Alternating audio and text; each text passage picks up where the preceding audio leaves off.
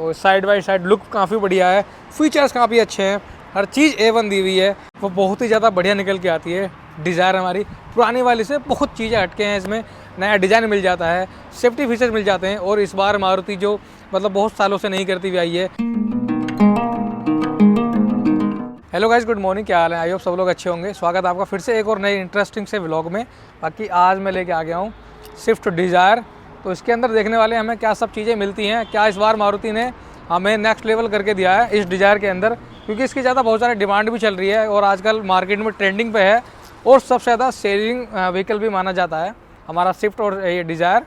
तो आज इसी के हम देखने वाले हैं, डिटेल रिव्यू करने वाले हैं क्या हमको मिलता है इस बार इस नई डिज़ायर के अंदर। तो चलो करते हैं वीडियो को स्टार्ट।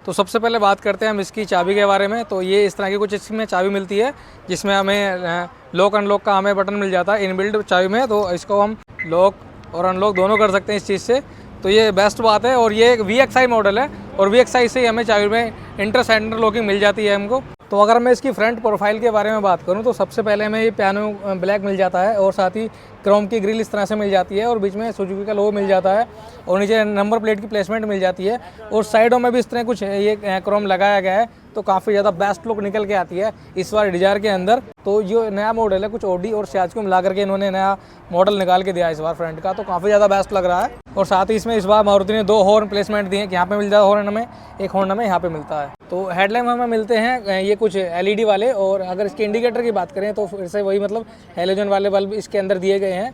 तो ये ठीक है, मतलब अगर इसके हम अपर वेरिएंट में जाते हैं तो ये भी हमें LED वाले ही मिलते हैं, लेकिन ये अभी VXI है तो इसमें यहाँ पे हैलोजन मिलता है और हेडलैम्प जो मिलता है वो मिलता है हमें LED वाला। तो अगर मैं बात करूँ इसकी साइड प्रोफाइल की, तो साइड प्रोफाइल कुछ हमें ऐसे मिलती है और साइड में हमें जो हमारे मिरर मिलते हैं उसी के में हमें इंडिकेटर भी मिल जाता है। तो ये भी एक मतलब अच्छी गाड़ी वाला लुक देती है।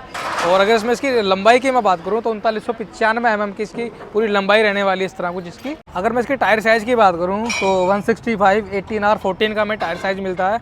अगर मैं बात करूँ इसकी ग्राउंड क्लियरेंस की तो 163 mm का हमें ग्राउंड क्लियरेंस इसमें देखने के लिए मिलता है, जो काफ़ी ज़्यादा इनफ है। तो अभी हम बात करने वाले हैं इसकी बैक प्रोफाइल की। तो बैक प्रोफाइल में हमें मिलता है ये कुछ फिर से वो पियानो फिनिश मिलती है, क्रोम का डिज़ाइन मिलता है और सेंटर में फिर सुजुकी का लोगो मिलता है, इधर डिज़ायर की ब्रांडिंग मिलती है बैजिंग, और ये कुछ लिप मिलती है इस तरीके से छोटी सी, और शीशे में डिफोगर मिलता है और वहाँ पे शार्प एंटीना मिलता है हमको। इस तरह की कुछ टेल लैंप मिलते हैं इसमें, ये कुछ नया डिज़ाइन दे रखा है।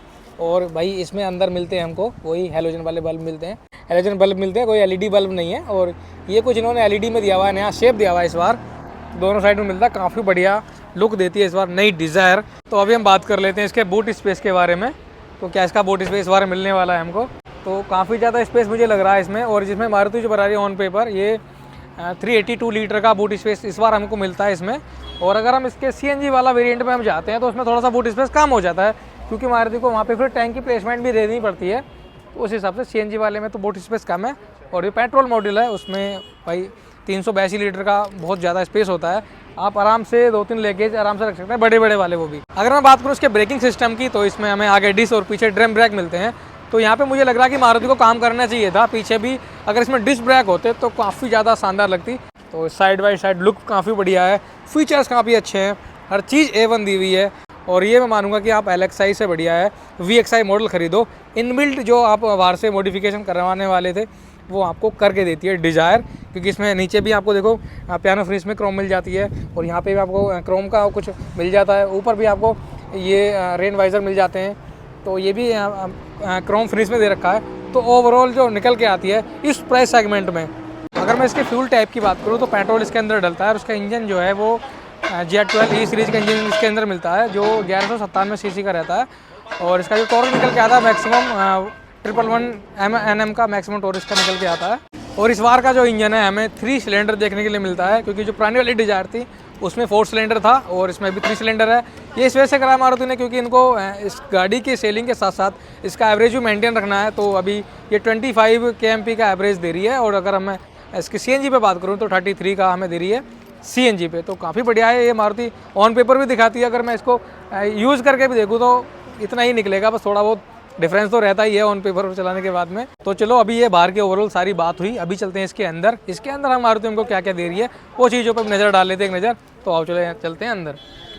तो भाई अभी अंदर आ चुके हैं, तो सबसे पहले नज़र डालते हैं इसके मीटर पे। तो यहाँ पे मिलता है हमको RPM मीटर, इधर मिलता है आपको स्पीड मीटर, और साथ ही भाई इधर आ जाओ, यहाँ पे मिलता है हमको 7 इंचज़ का टच डिस्प्ले, और इसके अंदर हमको एप्पल कारप्ले वगैरह सारी चीज़ें इनबिल्ड मिलती हैं। और साथ ही हमको यहाँ पे वायरलेस चार्जिंग का भी सपोर्ट होना चाहिए, शायद से है वायरलेस चार्जिंग। अभी लो फ्यूल लोग हमें वो भी मिल चुका है, बट मैंने देखा था कि जो पर वेरिएंट है, मतलब जो इनके आते हैं टॉप मॉडल, उनमें तो है। और यहाँ पे प्लस में अगर हम देख लेते हैं इसका, तो यहाँ पे टाइप USB वाला मिल जाता है पोर्ट हमको, और साथ ही इधर मिल जाता है हमको चार्जर लगाने वाला। तो आप इसमें चार्जर भी लगा सकते हैं और USB के थ्रू भी अपना मोबाइल चार्ज कर सकते हैं। और शायद से यहाँ पे ये लग रहा है कि मेरे को जैसी प्लेसमेंट दे रखी है कि यहाँ पे हमको वायरलेस चार्जिंग का सपोर्ट भी है VXI मॉडल में। और ये 5 गियर मैनुअली मिलता है हमको, इसमें हमें ऑटोमेटिक भी मिल जाता है। तो आप ऑटोमेटिक लेना चाहते हैं वो भी अवेलेबल है, और मैनुअली तो है ही है। और पीछे मिल जाता है हमको ये इस तरह से क्रोम के फिनिश में मिल रहा है हमको हैंड ब्रेक। तो भाई ये भी ठीक है इस बार। तो चलो ये चीज़ हुई ओवरऑल। और सामने हमको मिलता है AC के कुछ बैंड मिलते हैं, और ये AC का कंट्रोल इस तरीके से हमको AC कंट्रोल हो जाएगा। साथ ही कुछ इस तरह, मतलब ये एक अलग सा डिज़ाइन एलिमेंट इन्होंने दे रखा है। और साथ ही कुछ मतलब दो कलरों में इन्होंने जो इनका डैशबोर्ड है इस बार का बना रखा है। और इसका अगर मैं बात करूँ इसके ग्लव बॉक्स की, तो कुछ तरीके से मतलब ग्लव बॉक्स मिल जाता है, इसमें हमें थोड़ी बहुत चीज़ें आप अपनी रख सकते हैं। तो ओवरऑल कुछ D वाली शेप में हमें इसका स्टीयरिंग व्हील मिल जाता है, और साथ ही यहाँ पे कुछ कंट्रोल वगैरह मिल जाता है। यहाँ पे भी हमें नीचे थोड़े से कंट्रोल मिल जाते हैं। और साथ ही हमको ये जो ORVM मिलता है इस तरीके से, मतलब इसको शीशा मिलता है पीछे की चीज़ देखने का। तो ये भी मतलब ऐसा नहीं है, कुछ नॉर्मल वाला ही है। तो आई थिंक इनको यहाँ पे काम करना चाहिए था, थोड़ा सा और बेटर देना चाहिए था। और साथ ही अगर हम इसके इस चीज़ पे बात करें तो ये भी नॉर्मल से है, कुछ ज़्यादा कुछ नहीं है।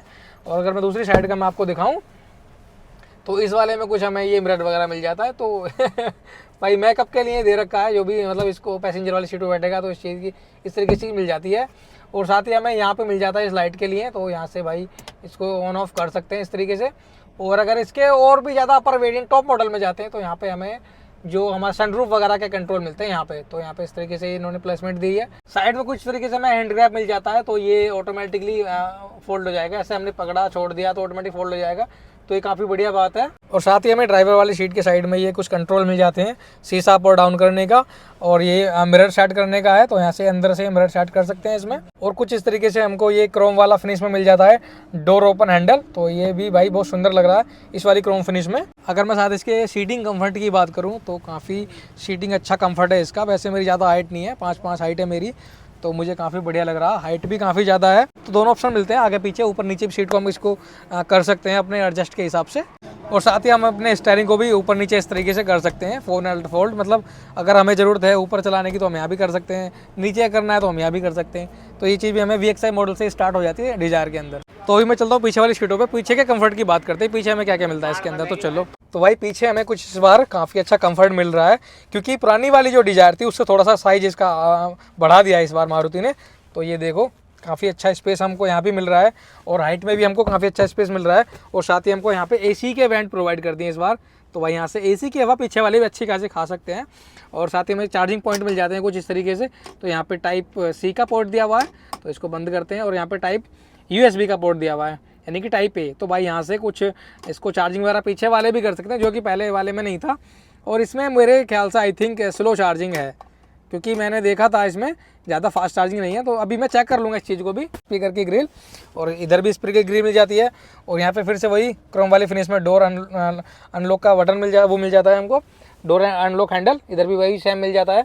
और पीछे अगर मैं हेडरेस्ट की बात करूँ तो ये भी मतलब एडजस्टेबल है, इनको भी हम एडजस्ट कर सकते हैं अपने कंफर्ट के हिसाब से। और आगे वाले भी अगर हेडरेस्ट की बात करूँ तो दोनों ही ये भी एडजस्टेबल है, इनको भी आप एडजस्ट कर सकते हैं अपनी कंफर्ट के हिसाब से। बाहर से कुछ भी एसेसरी लाने की ज़रूरत नहीं है, VXI मॉडल लो और सारी चीज़ें इनबिल्ट आपको मारुति लगा कर दे रही है। क्योंकि अगर हम LXI लेते हैं तो LXI में ये चीज़ भी नहीं मिलती है, प्लस में जो लाइट वगैरह उसमें भी चेंज मिलता है हमको, और अंदर भी बहुत सारी चीज़िंग मिलती है। केवल एक चीज़ को छोड़ करके जो उसमें सेफ्टी फीचर्स है, जो 6 एयरबैग मिलते हैं हमको, वो LXI, VXI, ZXI जितने वेरिएंट है सब में 6 एयरबैग हमको इस बार मिलते हैं। डिज़ायर के अंदर, वो बहुत ही ज़्यादा बढ़िया निकल के आती है। डिज़ायर हमारी पुरानी वाली से बहुत चीज़ें हटके हैं, इसमें नया डिज़ाइन मिल जाता है, सेफ्टी फीचर्स मिल जाते हैं। और इस बार मारुति जो मतलब बहुत सालों से नहीं करती हुई आई है वो है कि मतलब ग्लोबल जो टेस्टिंग है इसकी, उसमें भी मारुति डिज़ायर इस बार 5 स्टार रेटिंग लेकर आई है। तो ये बहुत बढ़िया बात है इसमें मतलब मारुति के लिए, क्योंकि सेफ्टी फीचर्स के नाम से पहले से ही मारुति की कम फीचर्स मिलते हैं, कम सेफ्टी है। तो इस बार भाई अब 5 स्टार ला करके उन्होंने ये नाम रोशन भी कर दिया अपना डिज़ायर के साथ में। तो भाई बहुत बढ़िया बात है। और कुछ ओवरऑल हमने इसका आज रिव्यू देखा। आई होप आपको रिव्यू अच्छा लगा होगा। वीडियो चलेगी तो लाइक कर देना, चैनल पर तो नए हो तो सब्सक्राइब। अभी के लिए मैं जाता हूँ, कल नेक्स्ट व्लॉग के साथ आता हूँ। Thank you so much, love you, bye bye.